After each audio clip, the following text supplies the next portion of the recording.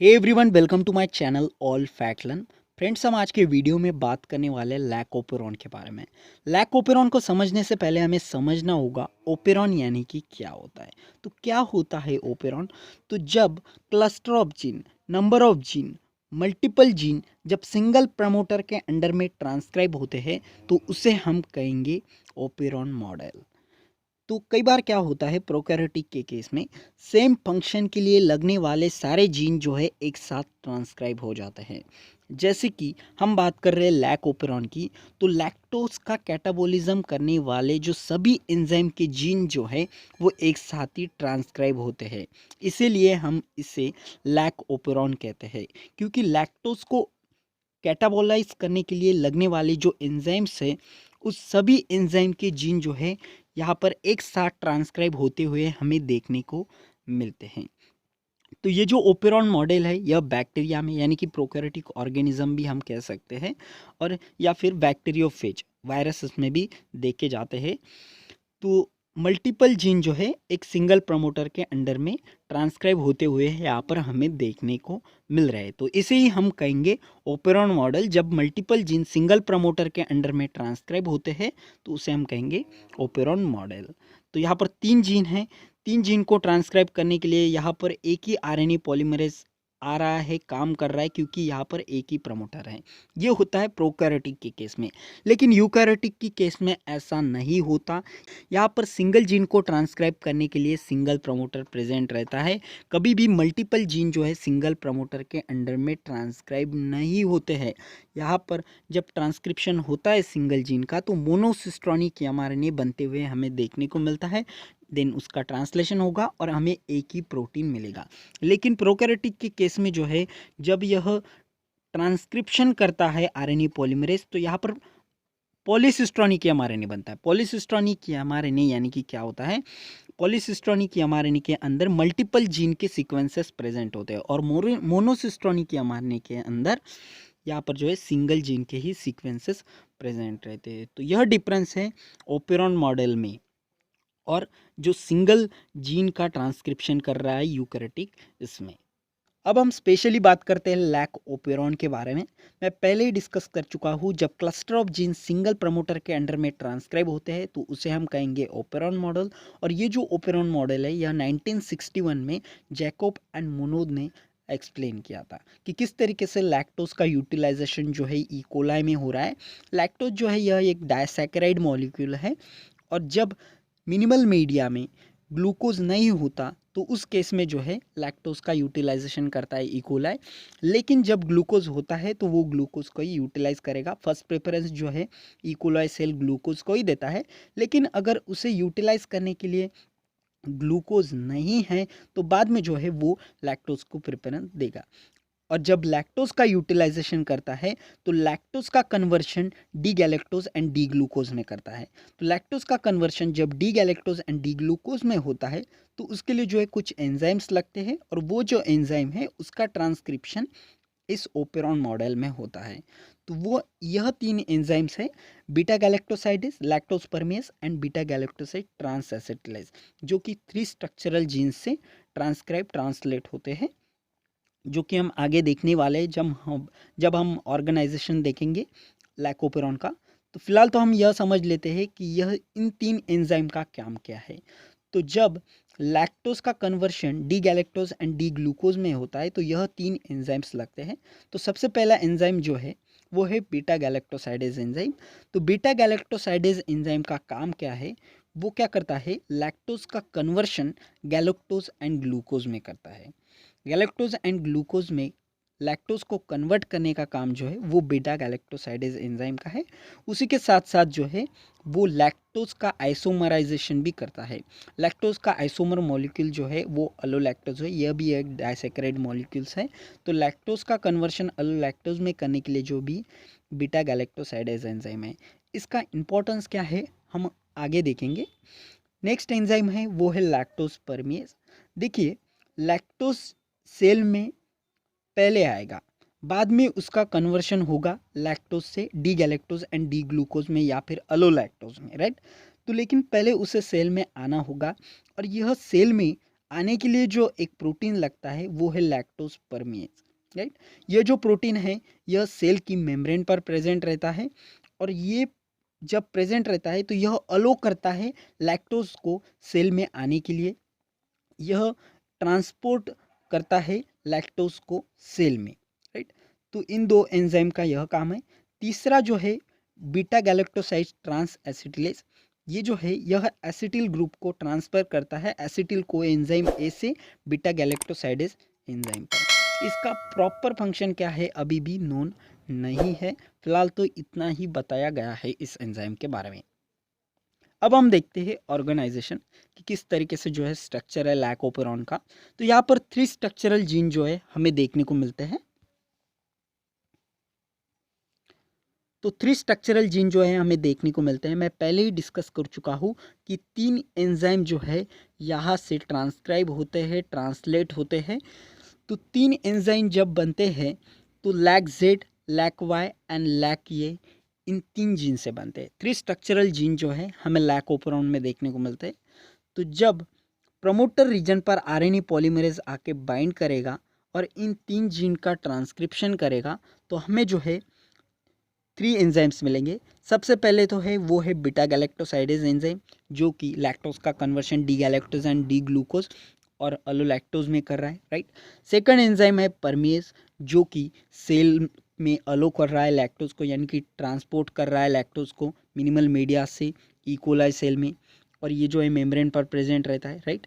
और थर्ड है trans एसिटिलेज enzyme, जो कि एसिटिल कोएंजाइम ए से बीटा गैलेक्टोसाइडेज एंजाइम पर एसिटिल ग्रुप ट्रांसफ़र कर रहा है। तो ये जो 3 स्ट्रक्चरल जीन हैं ट्रांसक्राइब होते हैं आरएनए पॉलीमरेज जब प्रमोटर रीजन पर बाइंड होता है, और ये है टर्मिनेटर सीक्वेंस। यहाँ पर ट्रांसक्रिप्शन एंड हो जाता है। इनके बीच में है ऑपरेटर रीजन। ऑपरेटर रीजन पे जो है रिप्रेसर प्रोटीन आके बाइंड करेगा। ये है रिप्रेसर का सीक्वेंस लैकाई, और ये है रिप्रेसर का प्रमोटर रीजन। जब ट्रांसक्रिप्शन को इनिबिट करना हो उस केस में आरएनए पॉलीमरेज जो है इस प्रमोटर के सीक्वेंस पर बाइंड होगा।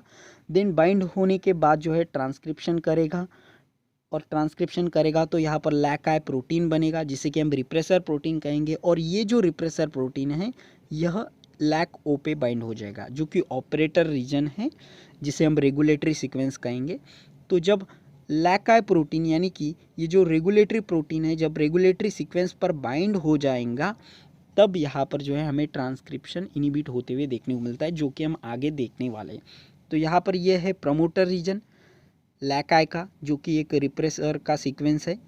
देन इसका टर्मिनेटर सीक्वेंस लैकाई का। देन प्रमोटर रीजन है 3 स्ट्रक्चरल जीन का।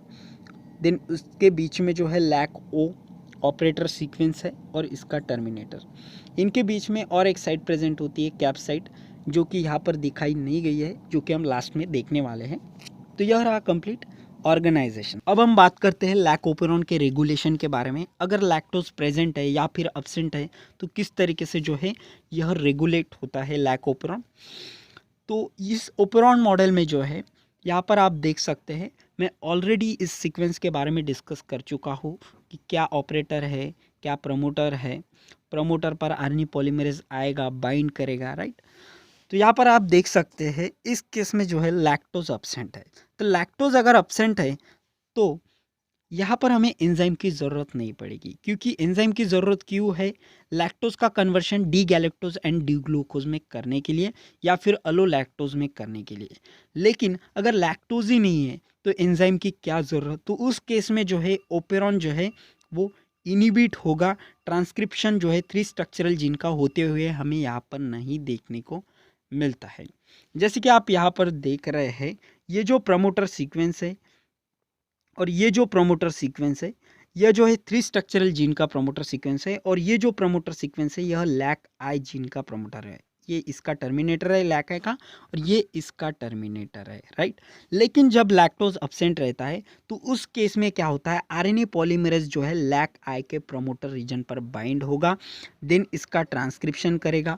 ट्रांसक्रिप्शन करने के बाद लैक रिप्रेसर एमआरएनए बनेगा, क्योंकि ये जो है एक रेगुलेटरी सीक्वेंस है। तो लैक रिप्रेसर एमआरएनए बनने के बाद जो है उसका ट्रांसलेशन होगा तो हमें जो है रिप्रेसर प्रोटीन मिलेगा। जब रिप्रेसर प्रोटीन मिलेगा तो ये जो रिप्रेसर प्रोटीन है यह बाइंड करेगा लैको सीक्वेंस से, ऑपरेटर रीजन से, और जब ऑपरेटर रीजन से बाइंड करता है तो यहाँ पर जो है आरएनए पॉलीमरेज की बाइंडिंग जो है इस प्रमोटर रीजन पर ब्लॉक हो जाती है। तो ट्रांसक्रिप्शन जो है 3 स्ट्रक्चरल जीन का हमें इनिबिट होते हुए यहाँ पर देखने को मिलता है। क्योंकि लैक्टोज एब्सेंट है तो एंजाइम की ज़रूरत नहीं, और एंजाइम की ज़रूरत नहीं तो यहाँ पर 3 स्ट्रक्चरल जीन का ट्रांसक्रिप्शन इनिबिट करना होगा, जो कि लैक आई जीन कर रहा है, राइट। तो यहाँ पर जो ट्रांसक्रिप्शन इनिबिट हो रहा है वो कम्प्लीटली इनिबिट नहीं होता।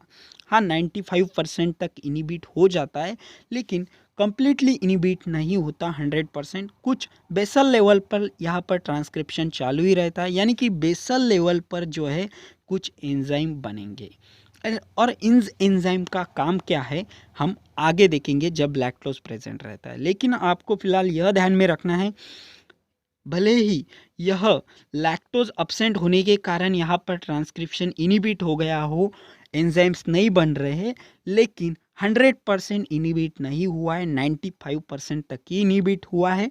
कुछ ट्रांसक्रिप्शन जो है बेसल लेवल पर चालू ही है रिप्रेसर बाइंड होने के बावजूद भी। इनका क्या काम है अब हम देखते हैं। यह है सेकंड केस। इस केस में जो है लैक्टोज प्रेजेंट है। अगर लैक्टोज प्रेजेंट रहता है तो 3 स्ट्रक्चरल जीन का ट्रांसक्रिप्शन होगा, क्योंकि यहाँ पर हमें एंजाइम लगते हैं।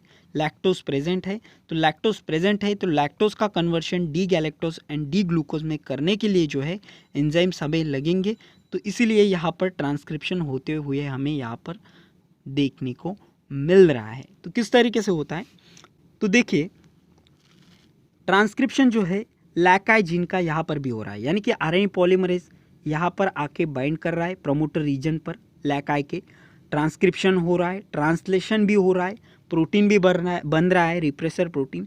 लेकिन मैंने पहले ही बोला था पिछले केस में क्या हो रहा था, 95% तक जो है वो ट्रांसक्रिप्शन हमें इनिबिट होते हुए नहीं देखने को मिल रहा है।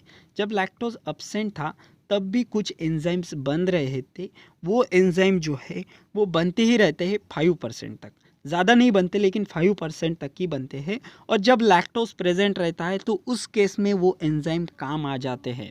जो बीटा गैलेक्टोसाइडेज एंजाइम तब बनेगा 5% वाला, जो एंजाइम्स बनेंगे वो यहाँ पर काम आएंगे। वो क्या करेंगे, जो लैक्टोज है उसका कन्वर्शन अलोलैक्टोज में करेंगे, जो कि उसका आइसोमर है। हमने देखा था बीटा गैलेक्टोसाइडेज एंजाइम के 2 फंक्शन थे। वो क्या काम कर रहा था, लैक्टोज का कन्वर्शन अलोलैक्टोज में कर रहा था और लैक्टोज का conversion D galactose and D glucose में भी कर रहा था। तो जब उसका ट्रांसक्रिप्शन होगा तो वो स्मॉल अमाउंट में जो लैक्टोज है, जो कुछ लैक्टोज के मॉलिक्यूल जो है जब लैक्टोज प्रेजेंट रहेगा तो वो जो एंजाइम्स है वो कन्वर्ट कर देंगे अलोलैक्टोज में, और जब अलोलैक्टोज में कन्वर्ट कर देंगे तो अलोलैक्टोज जो है वो रिप्रेसर के साथ में बाइंड हो जाएगा। देन यहाँ पर जो है रिप्रेसर इनएक्टिवेट होते हुए हमें देखने को मिल रहा है। जब रिप्रेसर इनएक्टिवेट हो जाएगा तो वो ऑपरेटर के साथ बाइंडिंग नहीं कर पाएगा। ऑपरेटर रीजन के साथ अगर बाइंडिंग नहीं होती तो उस केस में यहाँ पर ट्रांसक्रिप्शन ब्लॉक नहीं होता। देन आरएनए पॉलीमरेज आएगा, बाइंड करेगा और 3 स्ट्रक्चरल जीन का ट्रांसक्रिप्शन होते हुए हमें यहाँ पर देखने को मिलता है। देन बीटा गैलेक्टोसाइडेज परमेज और ट्रांस एसिटिलेज एंजाइम जो है बनेगा, हाई अमाउंट में बनेगा, ना कि 5% तक। तो यहाँ पर फुल्ली ट्रांसक्रिप्शन ऑन होते हुए हमें यहाँ पर देखने को मिलता है जब लैक्टोज प्रेजेंट रहता है। अगर लैक्टोज प्रेजेंट है और ग्लूकोज अगर अब्सेंट नहीं है तो उस केस में जो है ट्रांसक्रिप्शन ऑन नहीं होगा। ग्लूकोज अब्सेंट होना बहुत ज़रूरी होता है, क्योंकि अगर ग्लूकोज प्रेजेंट है तो ई कोलाई सेल सबसे पहले ग्लूकोज का यूटिलाइजेशन करेगी, ना कि लैक्टोज का, क्योंकि सेल सबसे पहले प्रेफरेंस देती है ग्लूकोज को, बाद में लैक्टोज को। तो क्यों ऐसा होता है हम देखेंगे आगे के स्लाइड में।